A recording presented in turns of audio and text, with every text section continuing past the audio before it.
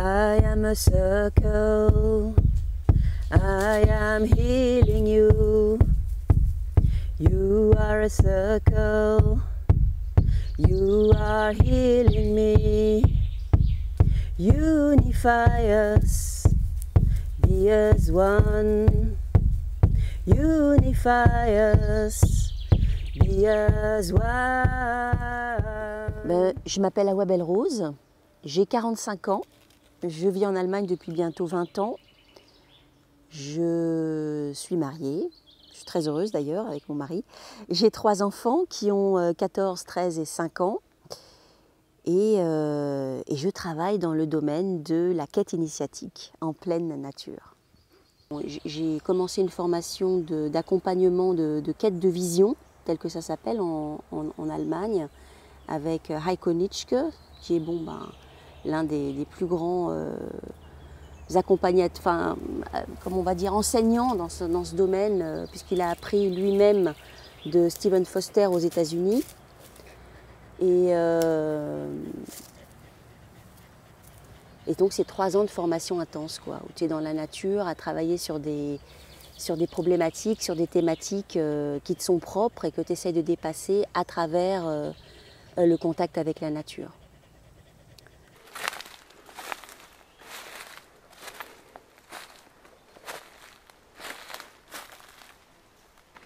Donc ça c'est le Hilton. J'aime bien appeler ça le Hilton. Le Hilton pour la retraite. Un hôtel 5 étoiles où en fait on a tout, c'est-à-dire l'essentiel. Pourquoi? C'est fait avec 2 bâches, c'est pour ça que je demande 2 bâches. Tu as une bâche en bas qui va te permettre en cas de pluie de ne pas être humidifié par en dessous. Et puis tu as une bâche au-dessus qui va te permettre d'être protégé en cas d'intempérie. De quoi tu as besoin? De rien, de 2 arbres et du fil. Donc c'est vraiment, quand je dis c'est minimaliste, c'est minimaliste. Mais ça n'est qu'à ce prix finalement que tu vas réussir à plonger au plus profond et aller chercher l'or qui demande à être vu, qui demande à être vécu en fait. Alors le cœur de ma pratique, c'est permettre à une personne en 11 jours de retrouver un sens dans sa vie. Quand je faisais l'accompagnement des personnes en fin de vie, en fait, je me suis aperçue à plusieurs reprises que les gens sont épouvantés devant leur mort, parce que très souvent, ils ont vécu cette vie sans savoir exactement pourquoi ils la vivaient. C'est-à-dire qu'ils se levaient le matin, ils faisaient un truc tout à fait organisationnel, automatisme, etc. Mais derrière, il n'y avait pas quelque chose de brûlant, il n'y avait pas une flamme qui guidait les pas de la personne dans sa vie, en fait. Et je me rappelle d'une dame qui était venue nous faire une conférence, justement, sur la fin de la vie. Et la première question qu'elle nous avait posée, c'était combien de temps est-ce que vous allez encore vivre? Alors déjà, dans la salle, tout le monde était un peu refroidi. Il vous reste combien? 3 ans? 5 ans? 10 ans? Et puis après, elle développait en disant, mais oui, mais en fait, la question, elle est tout à fait intelligente, puisqu'on ne sait pas quand est-ce qu'on meurt. Et à partir du moment où on en prend vraiment bien conscience, on comprend que tout ça, c'est des cadeaux, et que si on n'en prend pas comment dire, si on n'en est pas conscient maintenant de ces cadeaux, un jour, c'est trop tard, quoi.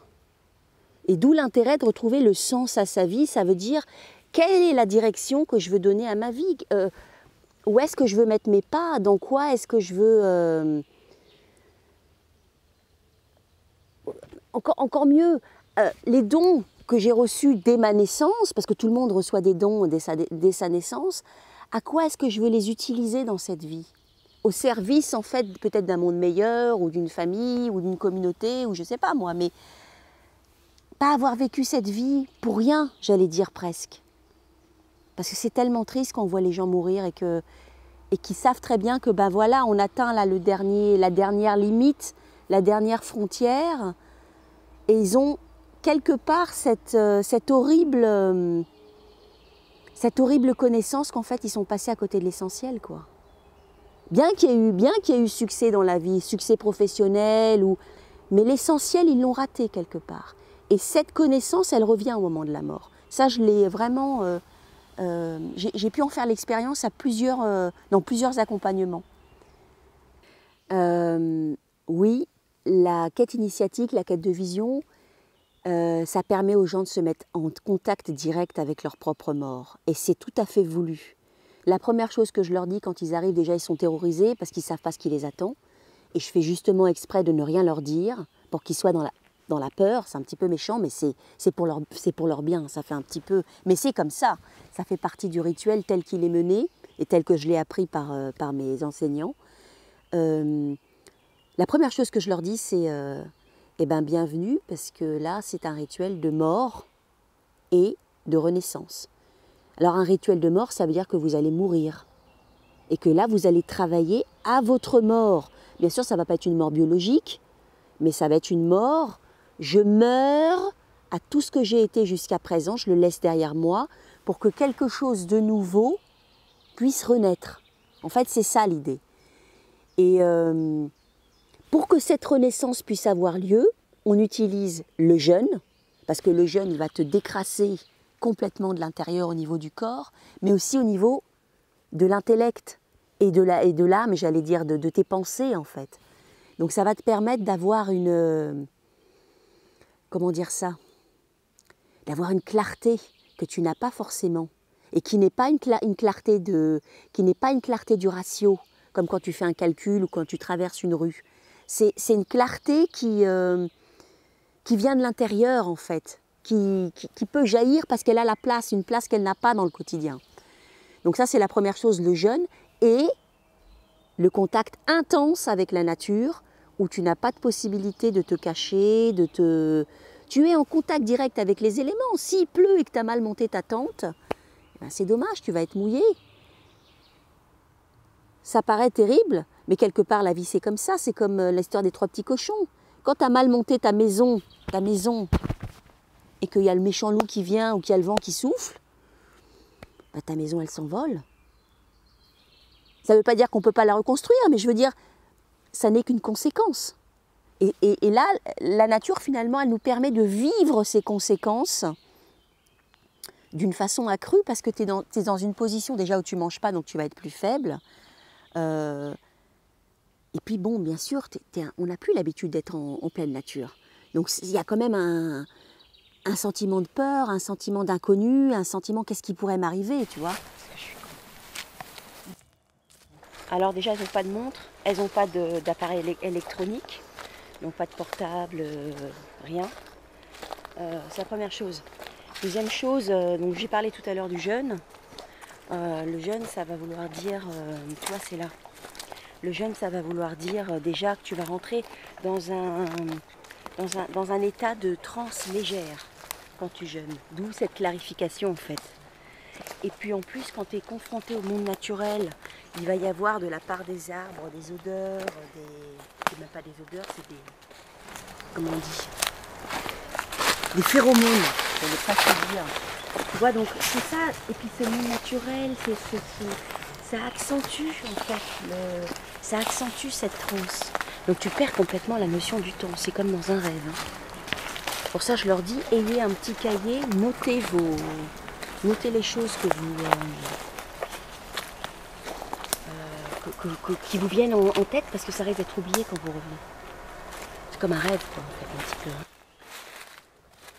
La tradition de la retraite en pleine nature, en fait, c'est quelque chose qui est, je ne sais pas si on peut dire panculturel, ça se retrouve partout. Bon, les plus connus, c'est Jésus, c'est Bouddha.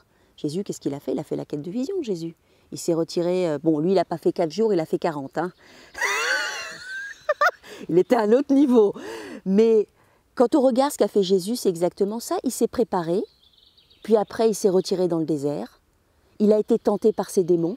Le diable, enfin on dit le diable, Satan s'est montré, ben là c'est ce qu'ils sont en train de vivre, ceux qui sont sortis il y a 2 jours, ils sont en train de se faire tenter par leurs démons. Il n'a pas mangé, eux non plus ne mangent pas. Et puis quelque part, à un moment donné, il a eu la la connaissance, on va dire, parce que c'est quelque chose pour moi qui est à la fois qui transcende, qui vient d'en haut, et en même temps, c'est pas quelque chose qu'on pense, c'est quelque chose qui vient du ventre, quoi. Je sais pas comment traduire ça, mais voilà.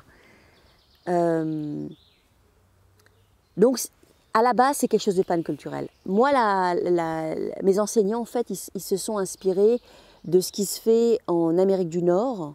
Donc, ça se retrouve chez les Lakota, chez les Crocs, différents peuples amérindiens, on va dire. Sauf que Stephen Foster, donc, qui est le père de la tradition School of Lost Border, il a appris, lui, des Amérindiens et il a traduit ce qu'il avait reçu des Amérindiens pour nous qui sommes, on ne vit plus dans la nature, on n'est pas des Amérindiens, d'accord? Donc il a fait une petite traduction, mais il a gardé, j'allais dire, la substantifique moelle, il l'a gardé de la quête de vision, mais il l'a un peu adapté. On les incite pendant la quête de vision à reprendre contact avec un système de valeurs qui, à eux, leur parle. Donc ça peut être Marie et Joseph, ça peut être, si c'est des animistes, le contact avec, parler avec des arbres, etc. Ça peut être tout en fait. On leur introduit aux jeunes, donc ils commencent à jeûner un jour avant le départ. Et puis le matin, assez tôt, je ne vais pas dire l'heure, mais très tôt, c'est le grand départ. Donc le grand départ, ça veut dire qu'ils vont être, je les emmène à un seuil qu'on construit, que je construis. Tu as l'est, là il y a les bougies en fait. Tu as l'ouest, je suis perdue là, le nord et le sud. Voilà. Pourquoi est-ce que les 4 directions sont si importantes en fait dans la tradition? Ça vient un petit peu de la tradition amérindienne et c'est tout le travail que Stephen Foster a fait de traduction un petit peu. C'est qu'en fait, dans la préparation des personnes, les 4 directions en fait elles sont en nous aussi. Donc on les invoque avant le départ pour que les personnes se remettent bien en se disant les forces, les puissances qui sont contenues dans la symbolique de ces 4 directions, elles sont en moi. Donc ça va me protéger. Donc on appelle l'esprit en fait de ces 4 directions pour que la personne les réintègre en fait en elle. Et après donc elle part. Donc je les emmène à un seuil où en fait avec mon matériel avec de l'encens, des herbes en fait, j'enlève les derniers, comment dire, j'enlève en fait ce qui reste accroché sur eux de ce monde de tous les jours, quoi. Donc je leur dis voilà, là, c'est bon. Pour moi, tu es un être en cours de réincarnation. Donc je viendrai te reprendre dans 4 jours. Et donc ils sont partis, disparaissent là pendant 4 jours. Et puis au bout des 4 jours, donc là c'est le grand retour, avec des yeux magnifiques. Vraiment, très souvent des yeux qui sont extrêmement touchants parce qu'on retrouve vraiment l'humanité. On retrouve vraiment, c'est peut-être pour ça que j'aime tant d'ailleurs l'accompagnement des personnes en fin de vie, parce qu'il n'y a plus rien à cacher, la personne elle est authentique, il n'y a plus de faux semblants, quoi. Et c'est ce que je retrouve là quand ils reviennent, c'est ce regard, quoi, de lumière, d'humanité, en même temps parfois de tristesse, c'est extrêmement émouvant ce retour-là. Et puis donc après, entre-temps, je leur ai préparé des bonnes choses à manger, etc. Et donc on rompt le jeûne et puis ils se reposent pendant une bonne journée. Et suite à cette journée, ils racontent en groupe leur vécu, leur expérience dans la nature. Et on essaye de voir ensemble quels ont été les symboles qui permettent de résoudre en fait le rébut que la vie leur avait posé ou la direction qui semble se montrer à travers cette expérience dans la nature. You are healing me, unify us, be as one. Unify us, be as one. I am a circle, I am healing you. You are a circle, you are healing me. Unify us, be as one. Unify us, as one.